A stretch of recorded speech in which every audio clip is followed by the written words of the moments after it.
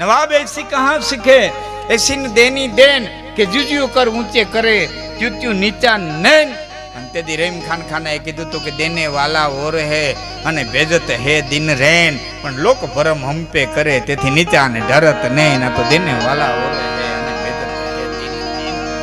દેવા વાળો તો અખિલ બ્રહ્માંડનો માલિક છે, છતાં દુનિયા એમ કે છે કે રહીમ દે છે, રહીમ દે છે, રહીમ દે છે, એટલે શરમનું માર્યું મારું માથું નીચું નમી જાય છે। અને ઈ રહીમ દેદી કૃષ્ણ ભક્તિની માલિક ઓળગોળ થયા બાપુ।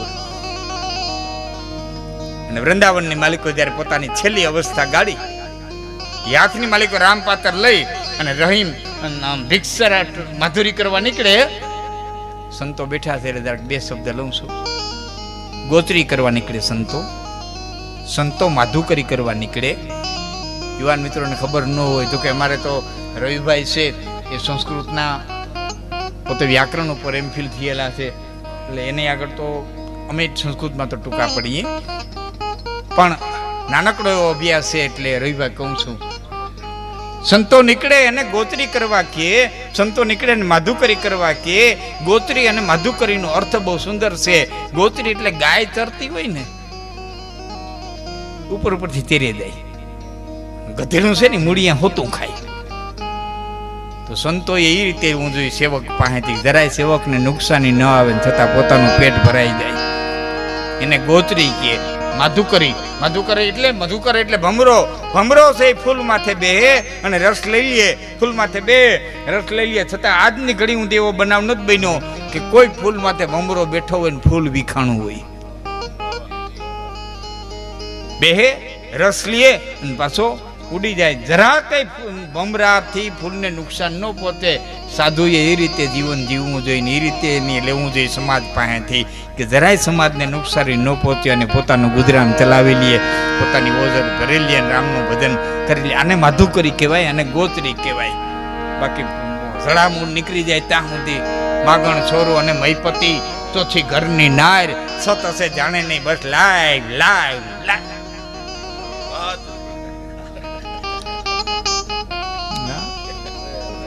એક જ વાત લાય લાય જી નહીં રાજ પ્રિય પ્રજા હે દુખા। મને ભુજમાં દાયરો ઘણો બધો અહીંથી સુપરથી આવ્યો છે, ખૂબ મને ઘણી વખત કહેતા હોય કે કંઈક તો એવું થાય કે તમારે રામાયણ કરી, મને પીઠામાં અમે જ કીધું તો લોકો કે ભુજમાં મેં કીધું કે રામાયણ નકરી રામાયણનો જે એક દી પ્રોગ્રામ કરો, તમારે ખાલી ચોપાયું જ ગાવી। રાજમન થોડીક વધારે ચોપાયું યાદ આવે છે ને, એનો પ્યાસી વર્ગ નથી, આવું નથી, ક્યાં જઈને બોલવું અટાણે અમારે બાપુ। કઈ કઈક તો એવા કલાકાર ભેરા કરે, તમને યાદ અપાવી દઉં તો એક વખત હું અમરનાથ નાથજી ને એક લેડીઝ કલાકાર હતા, નામ તો નહીં દઉં, અમરનાથ બાપુ તો અમરનાથ બાપુ ને, એમાં તો કઈ બે મત ને બે કાળીના ગાયક પણ એની, અને એમાં એ નહીં તો મટે સાધુ ભાઈ રે લખ્યા નહીં તો મટે એ ગાતા હોય એટલે આપણી આંખમાં પાણી ન પડે તો માનવાનું કે આપણામાં ક્યાંક હજી ખામી છે ભજન સાંભળવામાં। બાકી અમરનાથ બાપુ ઉપાડે નહીં તો મટે એટલે આંખમાં પાણી વયા જ જાય। હવે એમાં શું છે ભાઈ, હવે એમાં હું અમરનાથ બાપુ એક લેડીઝ કલાકાર, અમને ફેરા કરે, આને સાંભળવા વાળા અમને ન સાંભળે, અમને સાંભળવા વાળા આને ન સાંભળે। હું ખરેખર રહી ભાઈ માઇકમાં તેદી બોલ્યો તો આજે બોલું છું, તેદી મેં કીધું તો ગધેડીને કપારે કંકુનો સાંડો કરો એટલે ગધેડી દુખી, કંકુ દુખી અને કાગડોય દુખી, ત્રણ દુખી થાય। કંકુને એમ થાય ગાની જગ્યાએ ગધેડી ક્યાં આવી, કંકુ કોચવાય, કાગડાને એમ થાય કે આને ભાઠું પીડ્યું, નકર અહીં સાંડલો હોય એને રાતું દેખાય એટલે ભાઠું પીડ્યું એમને, એટલે કાગડો તાત મારવા જાય, કાગડો તાત મારવા જાય ને ગધેડું ભાગે, ત્રણેય દુખી, ગધેડું દુખી। કઈ કઈક એવા ભેરા કરી દઈએ ને એટલે ઓડિયન્સ એ દુખી, અમે દુખી। હા હા આવું બને। અને કાં હજી અમે હેઠા ઉતરીને મોટરમાંથી તા ખંભે હાથ દે, બરોબર આમાં પોતાનું મોઢું કાન પાસે આવીને કે ગાયું હાટું છે હો, કંઈ કરજો કંઈ કરજો। હજી હું ઉતર્યા હોય હો, ગાયું હાટું છે હો કંઈક કરજો। એ એક વ્યક્તિ હું બોલવારો મારો વારો આવે તો હું મને 3 વખત કીધું, ત્રીજી વખત કહેવા આવ્યો ને કે ગાયું હાટું છે હો તે ટાણ કરજો। પછી મારે માઇકમાં કેવું પડ્યું, ગામમાં દાતા રહી છે તો થાય, અમે હેઠા ઉતરી થોડા કિસ્સા કાપવા જાય, ધર્મ તો હોવું જોઈએ કે નહીં, મૂળ મુદ્દો તો હોવો જોઈએ ને, જીન્સમાં તો હોવું જોઈએ ને, ડીએનએ માં તો હોવું જોઈએ ને. અમુક અમુક ના ફરિયામાં ચોખા પડ્યા હોય, ચકલા ને બેઠા બેઠા વાતો કરતા હોય, મરી ગયા પકડ વાટું થઈ નહીં નાખ્યા હોય ને, કારણ ફરિયામાં ચોખા હોય, શેકલા નો ઉતરે, એને વિશ્વાસ ન હોય, કાના ફરિયામાં ચોખા હોય. સાધુ એને કહેવાય બાપ, માધુકરી કરે, શિષ્યને જરાય નુકસાની ન પહોંચે. એ રહીમ કૃષ્ણ ભક્તિની માલિક રોડગોડ થઈ ગયેલા, જેથી માધુકરી કરવા નીકળ્યા. સાહેબ તેથી વાહે ભિખારી વેલા જતા હતા વ્રજમાં, અને એમ કહેતા હતા, હે રહીમ ક્યાંક દેતો જા, હે રહીમ ક્યાંક દેતો જા, હે રહીમ ક્યાંક દેતો જા. અને તેથી એક વખતનો નવાબ રહીમ કૃષ્ણ ભક્તિની માલિક બોલ્યો તો કે રહીમ માગત ભીખ આદ કર માધુરી ખાય, યારો યારી છોડ દો અબ વો રહીમન નાય. હું માધુકરી કરીને ખાઉં છું, હવે ઈ રહીમ નથી, યારો યારી છોડ દો અબ વો રહીમન નાય. તે ભિખારી એમ કહેતા હતા કે રહીમ ખોરું ઘી દિવેલ માંથી નો જાય, હો ખોરું ઘી દિવેલ માંથી નો જાય, કંઈક દેતો જા, કંઈક દેતો જા. સાહેબ આ ભક્તિના રંગ છે. માટે ઈશ કૃપા કંઈક યત્ન કરો, આમાં માગ્યું કઈ મળનાર નથી, કંઈક ભક્તિના રંગે રંગાઈ દા, થોડોક તો તારામાં રંગ ચડી જાય. બે નામ લઈ લે, આકડી કાળની માલિક. હેલ ભાવનગર આદ કવિ પિંગશી બાપુ છેલ્લી કડીમાં કે આ છંદ ઉપર હું બહુ બોલ્યો છું, આ સમાજની સામે, આ પરિવારની સામે. અને આ ગામમાં કદાચ હું પહેલી વખત આવું છું, મને યાદ છે ત્યાં સુધી. હું જંગર ને વેણીવદર ને મોટા આકડિયા ને આમાં બધી બહુ આવેલો, પણ કદાચ આ ગામમાં પહેલી વખત હું આવ્યું હોઈશ. છેલ્લી કડી પિંગશી બાપુની, દુનિયા દોરંગી તુરક તુરંગી સ્વાર્થ સંગી એકંગી, તો હું કરું કે હો જા સત્સંગી. એ બિનુ સત્સંગ વિવેક ન હોઈ, અને રામ કૃપા બિનુ સુલભ ન સોઈ.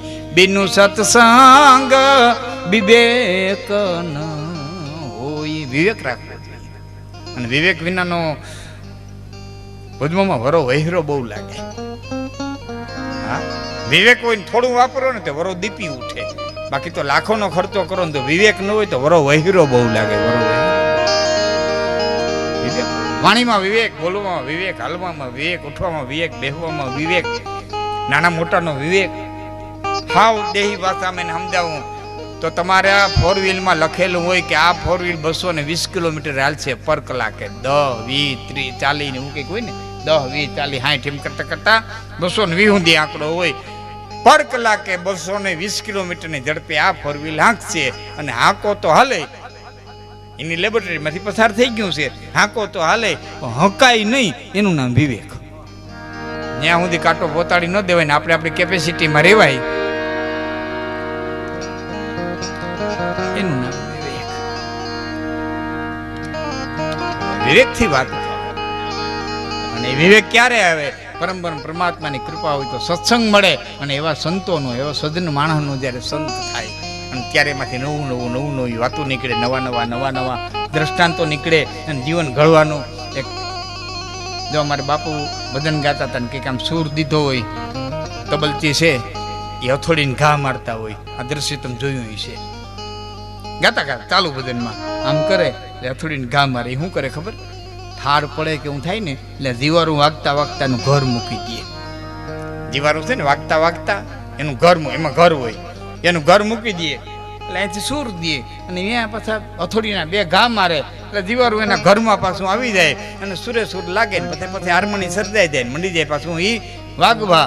એમ ધનની લોલતામાં સમાજ એનું ઘર મૂકી દે ને તે 2 ઘા મારીને પાછા ઘરમાં લેવા પડે કે આપણે કોણ છીએ, આપણી આર્ય સંસ્કૃતિ હું, આપણી પરંપરા હું, આપણી રીત હું. આ ટપોરા છે. સંતવાણીમાં સૌ કોઈ આવે, એમાં કોઈ હુવે ને કોઈ જાગે. અખો કે ઘેરામાં ઘા મારીએ, કોકને લાગવું હોય તો લાગે, તો ઘેરામાં ઘા કરવા વાળા છે. ઘેરામાં ઘા કર્યો હોય એમાં લાગવું હોય તો કોકને લાગી જાય. અને ઘણી વખત બોલવા વાળા જિંદગી આખી બોલે તો ન લાગે, ને સાંભળવા વાળા લાગી જાય. લાગી ગયા છે. બોલવા વાળા નથી લઈ ગયા એટલે સાંભળવા વાળાને ઘણી વખત લાગી ગયા છે. કારણ કે ભક્તિનું પહેલું પગથિયું છે એ સંતોનો સંગ અને શ્રવણ ભક્તિ છે. સાંભળીને પહોંચી શકાય. આ રોડ માથે બેઠા બેઠા કીધે રાખો વડિયા 10 કિલોમીટર થાય, વડિયા 15 કિલોમીટર થાય, વડિયા 22 કિલોમીટર થાય, વડિયા 22 કિલોમીટર થાય તો આખી દુનિયા વડિયા પહોંચી જાય. તમે ન પૂગો. હાવ સીધું ગણિત છે ને. કિનારો ન પૂગે આખી દુનિયા. કારણ કે ધીરું ધીરું ધીરું પણ જે હાલે છે ને એ પોતી જાય. આજ નહીં તો કાલ, કાલ નહીં તો 5 દિવસ પછી બહુ નામ જન્મા નામ જ્ઞાનવા નામ પ્રવર્ધ્યતે વાસુદેવ સર્વમિતિ મહાત્મા દુર્લભમ. આજ નહીં તો કાલ, કાલ નહીં તો 5 દિવસ પછી પૂગી જાય. અને યુવાનો બેઠા છે એને કહેવા માટે થઈ એક પ્રસંગ કહેતા પહેલા એને આ વાતને સમજાવવા માટે થઈને કહું.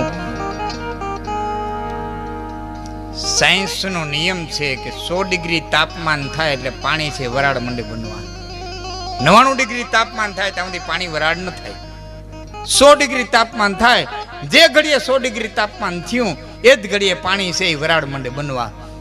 જે પાણી ખાડામાં જતું હતું એ મંડે ઉપર ઉઠવા, જે નીચું જતું હતું એ મંડે ઉપર જવા. તરત એ બાફ બની જાય, વરાળ બની જાય. એમાં આત્મા છે એ કેટલાય જન્મોથી ભટકી ભટકીને આવે છે. કેનો આત્મા કેટલી ડિગ્રીએ પહોંચ્યો છે એ કોઈને ખબર નથી. કઈ શબ્દ લાગી જાય અને કઈ વરાળ થઈ જાય. અને ઈદ બન્યું, એ જ બન્યું આપણી નજીક. ક્યાં લાંબુ છે? સરભંગનો ધૂણો, વેલડું છૂટ્યું અને ડવાયરની દીકરી ધીમી ધીમી ધીમી ધીમી ડગલા ઉપાડતી હતી. અને તેથી હા હોય એટલું કીધું તો અમરભાઈ ધ્યાન રાખજે, હો આશ્રમ ઢાળી જાતી નહીં. ત્યાં નીકળ્યો રગતપી ક્યાં છે? હું 5 માળા કરી લઉં. એ ફોઈ માળા કરવા બેઠા. ધીમા ધીમા ધીમા ધીમા એ પુરાણી જોત જેમ લોખંડના પહાડ પાસે નાવડું જાય ને સાહેબ, આખો પહાડ લોખંડ નો હોય અને એની પાસે નાવડું જાય ને એટલે ફટાફટ ખીલા નીકળે ને પહાડની માલિકો ચોટી જાય ને પાટીએ પાટીએ નોખું થઈ જાય. એમ એવી પુરાની જોત આશ્રમની માલિકો પગ દીધો.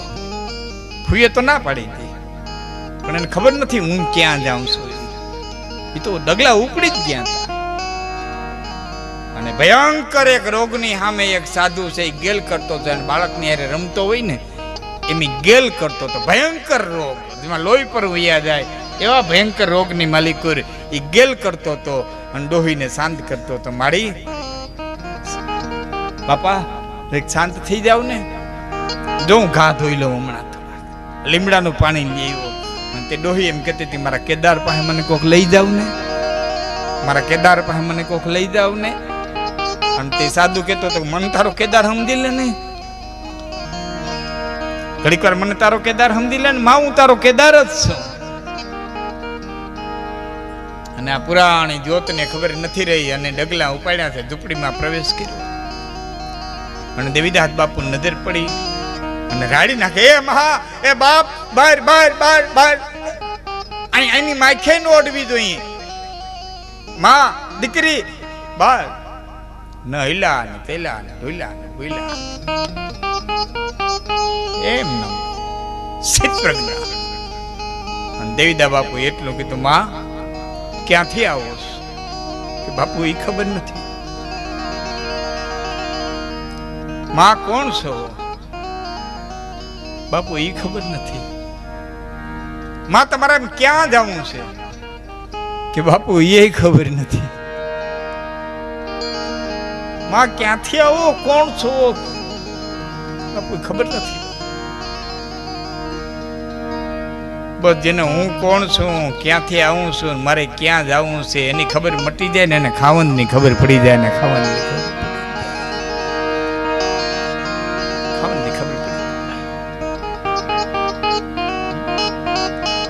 ક્રમરમાં કરતા હા હું ઘણી દિવાળી જોઈ હતી, એના કરતા જાદી દુનિયા જોઈ હતી. આ કોઈ આત્મા એક ખાલી ફૂંક લાગવાની જરૂર હતી અને એ ધૂણો પાછો ચેતન થઈ ગયો, એ આત્મા જાગી ગયો પાછો. અને સંસાર કેળો એ છોડીને કીધો મેં તારા રુદિયામાં માળો એ પરબવાળા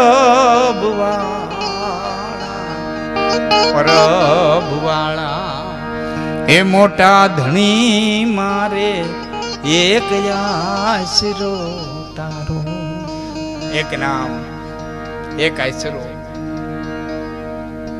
એક ધણી તેને ધાર્યો છે.